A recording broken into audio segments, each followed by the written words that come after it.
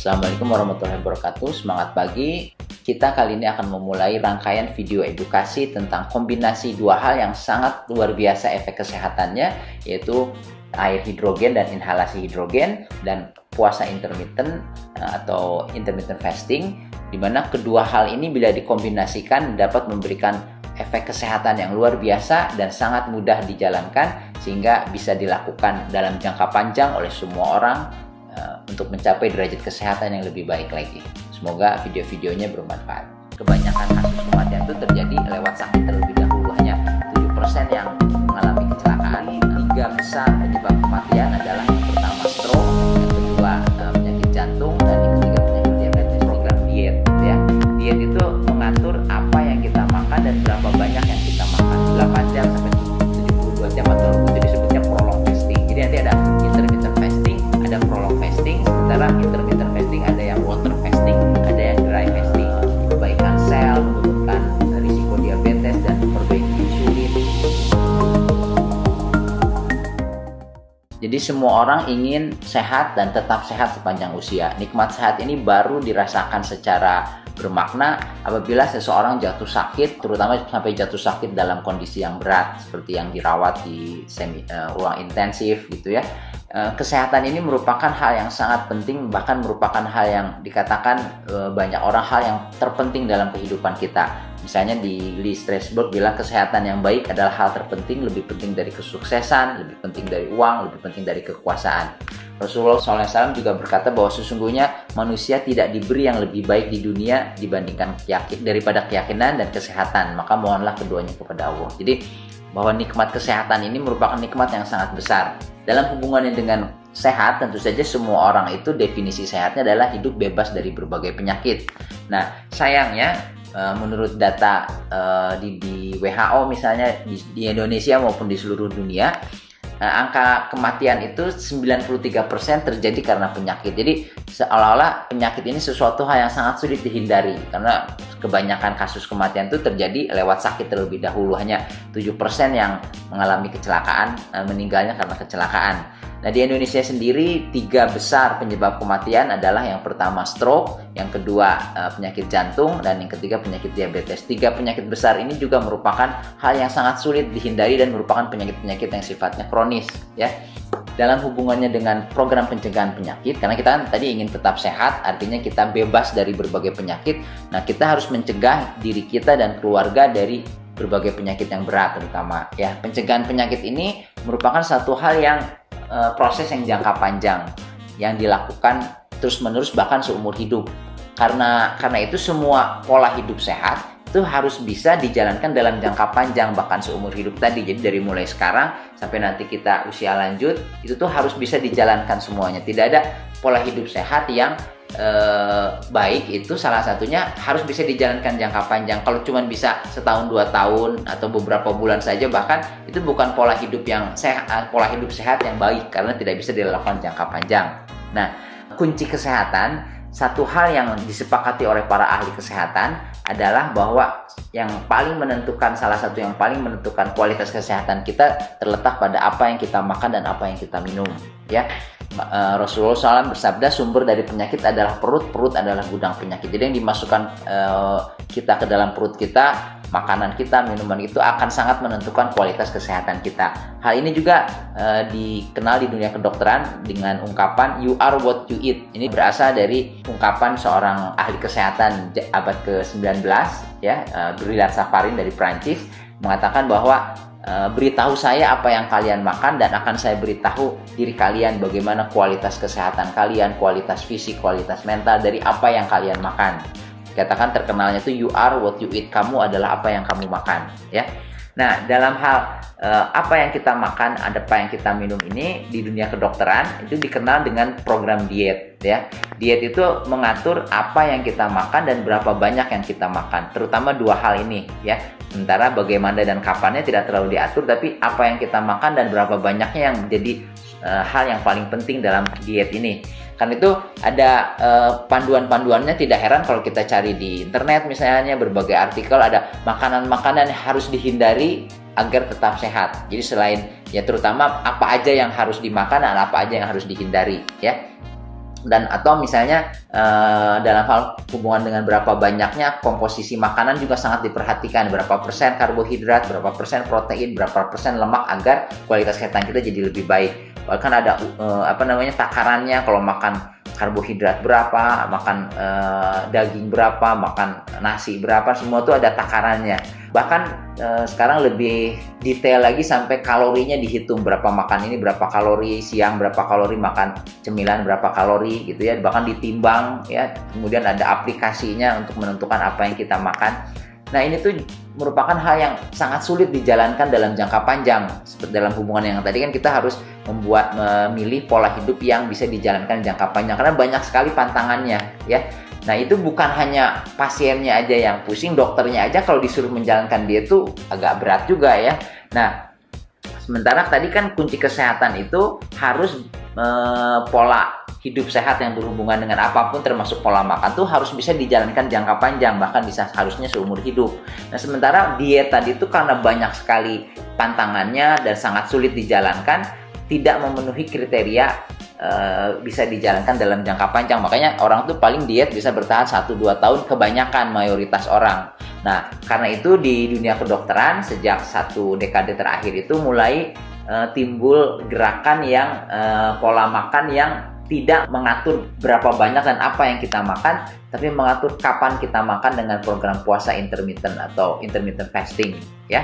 Program diet dengan program puasa ini tuh bagaikan kutub utara dengan kutub selatan ya, karena benar-benar yang satu tuh boleh makan apa aja asal diatur kapannya, yaitu puasa, sedangkan diet itu tidak boleh makan sembarangan, harus makan ini harus ditimbang. Sementara kalau harus diukur, harus dihitung kalorinya dan sebagainya. Sedangkan kalau puasa ini tidak terlalu banyak mengatur apa yang kita makan dan berapa banyak, tapi lebih banyak mengatur kapan kita makan. Nah, ternyata puasa intermittent ini merupakan diet yang paling populer sepanjang 2-3 tahun terakhir di seluruh dunia. Jadi dikatakan di mesin pencari Google merupakan diet yang paling dicari, yang paling populer sepanjang tahun 2019. Dan yang sangat memudahkan seseorang menjalankan puasa adalah karena si puasa ini tuh merupakan ajaran yang hampir ada di semua agama, yang diperintahkan dan direkomendasikan, disarankan oleh para pemuka agama dengan berbagai dalil-dalil. Misalnya agama Hindu dikatakan puasa itu disebutnya Hindu fast, itu fresh gitu ya, dikatakan untuk kesehatan, untuk kesuburan, dan untuk hidup yang panjang, umur yang panjang. Di Buddha juga bahwa dikenal jenis-jenis berbagai macam puasa, Buddha diet dan sebagainya, termasuk berpuasa tadi. Kemudian juga dalam ajaran agama Kristen ada ayat-ayat yang menunjukkan bahwa puasa ini merupakan hal yang dilakukan sejak dulu, kemudian memiliki banyak manfaat baik spiritual maupun kesehatan. Bahkan sekitar beberapa ratus tahun sebelum Masehi, para filsuf dari Yunani, dengan para pakarnya mengatakan, misalnya Hippocrates mengatakan makan to eat when you are sick is to feed your sickness. Kalau pada saat kita sakit terus kita makannya banyak, itu seolah-olah akan memberi makan kepada penyakit kita. Jadi puasa itu merupakan satu hal yang dianjurkan pada saat sakit menurut Hippocrates. Kemudian juga Plato bilang, aku berpuasa untuk greater physical and mental efficiency. Jadi untuk fisik yang lebih baik dan efisiensi mental. Itu jadi si puasa ini dikenal sejak zaman dulu di berbagai agama, termasuk juga di agama Islam, merupakan salah satu pintu surga khusus bagi orang-orang yang rajin berpuasa ya. Kemudian Rasul juga berpesan bahwa sambungan tadi yang ayat hadis yang sumber dari penyakit adalah perut adalah gudang penyakit dan puasa adalah obat. Jadi si puasa ini merupakan obat bagi banyak sekali penyakit, bagi gudang penyakit yang memiliki banyak sekali manfaat kesehatan. Nah, puasa intermittent ini kalau kita cari di mesin pencari Google merupakan bisanya kita tulis 10 diet paling populer tahun 2019, ini sebelum Covid ya. Itu tuh puasa intermittent itu ada di urutan pertama. Jadi merupakan diet yang paling populer di atas seluruh diet yang lain, termasuk diet keto, diet sebi, diet karbohidrat rendah, dan segala macam diet gitu ya. Nah, ini tuh merupakan diet yang sangat populer, pola makan yang sangat dicari, yang paling banyak dipraktekkan di seluruh dunia sejak tahun 2019 kemarin ya. Jadi ini artikelnya kita bisa baca sendiri nantinya. Nah, sebenarnya ini mulai dipopulerkan sejak 2013, awal 2013, sejak ada buku bestseller The Fast Diet yang dikarang oleh Michael Mosley dan Mimi Spencer. Nah, ini juga banyak pola hidup puasa yang mengikuti cara ini, misalnya Deddy Corbuzier itu yang akhir 2013 memperkenalkan diet OCD ini sebenarnya dari The Fast Diet ini. Dan sejak itu banyak sekali buku-buku yang berhubungan dengan puasa intermittent, bagaimana caranya untuk menjalankan puasa intermittent untuk kesehatan yang lebih baik, untuk berat badan, untuk kolesterol, untuk darah tinggi, untuk gula dan sebagainya. Ya, intermittent itu istilahnya bahasa Indonesia itu berselang. Artinya apa? Jadi dalam 24 jam itu ada waktu yang digunakan untuk berpuasa dan ada waktu yang digunakan untuk makan. Nah, biasanya waktu puasanya sedikit lebih panjang dibanding waktu makannya. Misalnya dalam 24 jam kita puasa sekitar 13-14 jam minimal, kemudian makannya tuh sekitar 10-11 jam misalnya. Jadi 14 jam misalnya nggak makan, kemudian 10 jam masih boleh makan. Nah, itu disebutnya puasa intermittent. Ada beberapa macam puasa intermittent. Ada jenis puasa water fasting namanya. Water fasting itu artinya kita masih boleh minum air putih atau air yang tidak ada kalorinya seperti teh pahit atau kopi pahit, tapi tidak boleh makan apapun, tidak boleh makan yang manis-manis, makan gula atau krim gitu ya. Jadi tidak boleh makan apapun, hanya boleh minum air putih aja. Nah, itu disebutnya water fasting. Ada juga yang namanya dry fasting. Dry fasting itu tidak boleh makan dan tidak boleh minum sama sekali. Jadi benar-benar tidak ada makanan maupun cairan yang masuk. Nah, dry fasting ini merupakan salah satu bentuk yang paling terkenalnya adalah puasa sunnah. Ya, puasa sunnah itu jadi merupakan intermittent fasting, tapi yang masuknya itu dry fasting.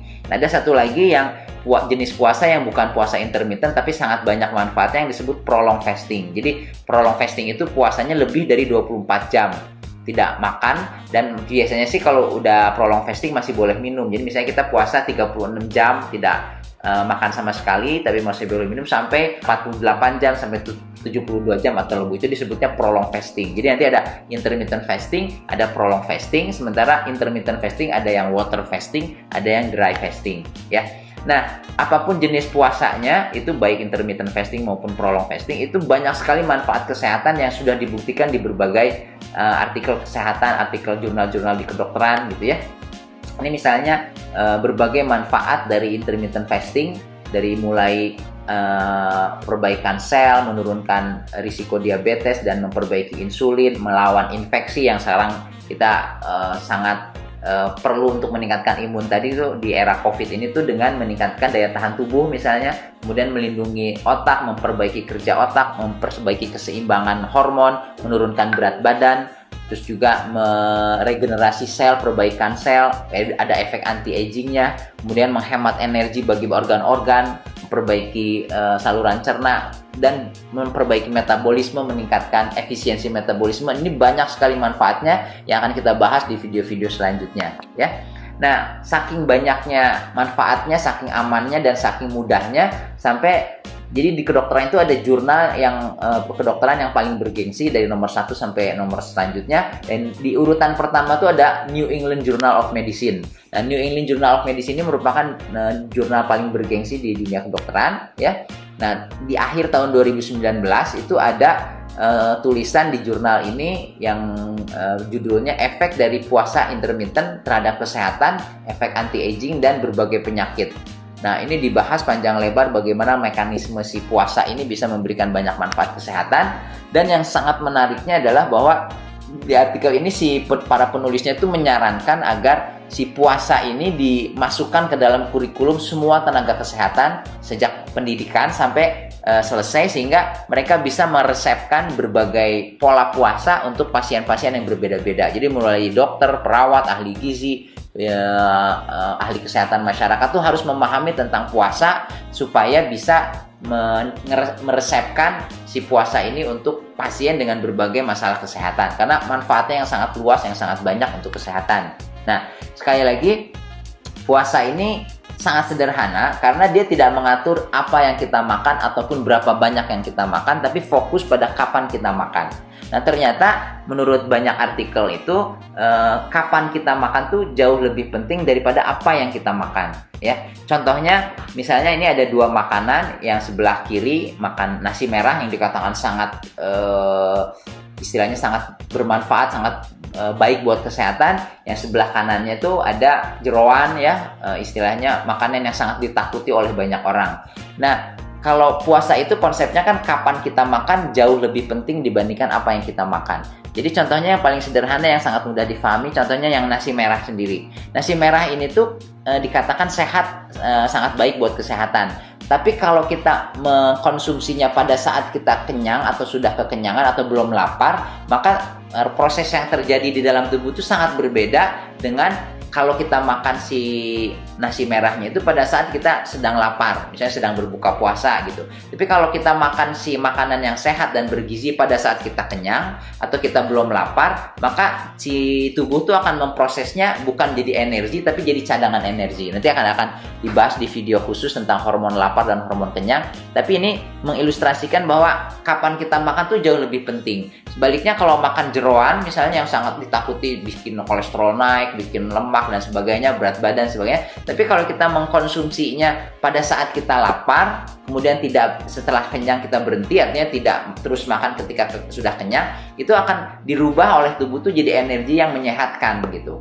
Makanya kapan kita makan tuh jauh lebih penting daripada apa yang kita makan atau berapa banyak yang kita makan. Makanya ini dasar prinsip yang utama dari manfaat puasa ini adalah kapan kita makan lebih penting daripada apa yang kita makan. Makanya di dunia kedokteran sebenarnya bukan satu hal yang aneh. Misalnya ini seorang profesor ahli diabetes, profesor penyakit dalam ahli diabetes itu membuat buku diterbitkan oleh Gramedia, judulnya Penderita Diabetes Boleh Makan Apa Saja. Artinya sebenarnya Prof. Hans Standar itu bilang sebenarnya orang diabetes itu boleh makan apa aja. Ya, jangankan berarti kalau diabetes saja boleh makan apa aja asal ada aturan-aturan tertentu, apalagi orang sehat. Ya, orang sehat banyak tantangannya malah jadi sulit, sangat tidak bisa dijalankan jangka panjang, akhirnya malah menimbulkan banyak sekali kegagalan dalam program-program pencegahan penyakit, ya.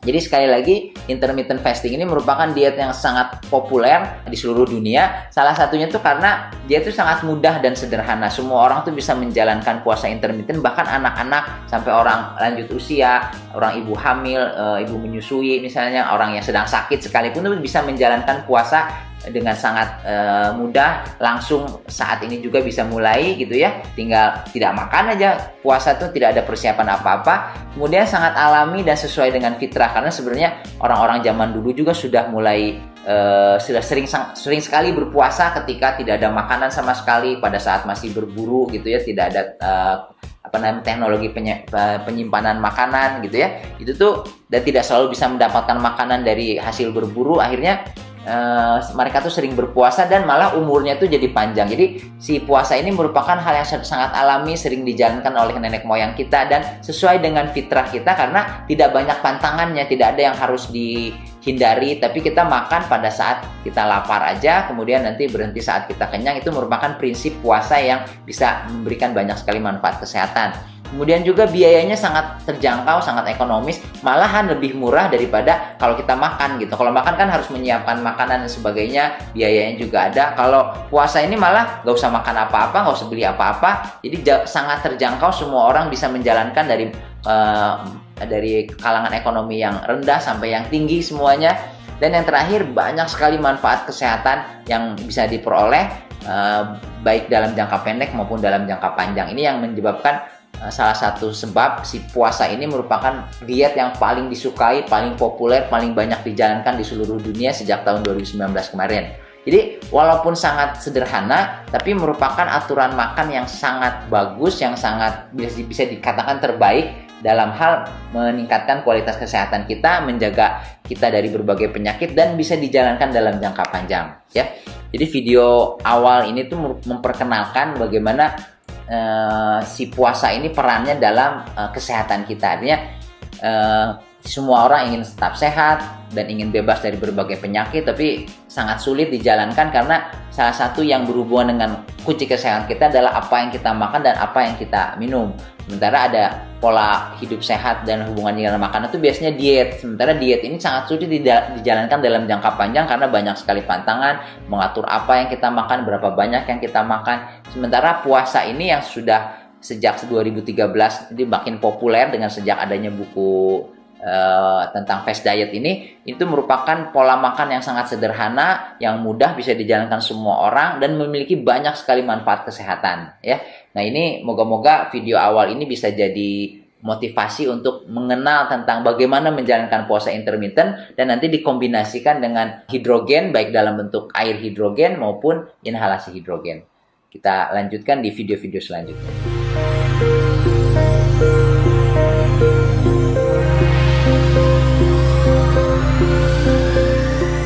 Assalamualaikum warahmatullahi wabarakatuh. Puasa intermittent merupakan tren diet nomor 1 saat ini, kata kunci yang paling populer di mesin pencari Google sejak tahun 2019. Namun banyak yang belum memahami bagaimana memulai, mempertahankan, serta memperoleh manfaat kesehatan. Saya Dr. Andi, spesialis penyakit dalam dari Ruang Dokter, yang kini menghadirkan program video edukasi bertahap langkah demi langkah. Hanya dengan Rp150.000 saja, dapatkan akses ke lebih dari 30 video belajar mandiri tentang bagaimana memahami puasa intermittent dan menyusun program puasa yang paling sesuai untuk seluruh keluarga.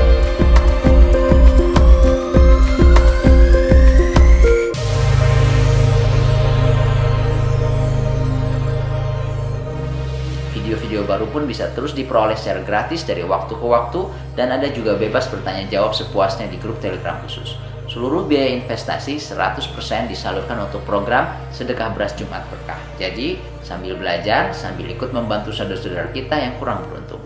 Abdi katampi ya sidakona ti Bapak, alhamdulillah, terima kasih banyak. Segera hubungi nomor WhatsApp di bawah ini untuk memulai program hidup sehat yang mudah, murah, alami, tanpa harus pantang makanan apapun. Salam sehat, Assalamualaikum warahmatullahi wabarakatuh.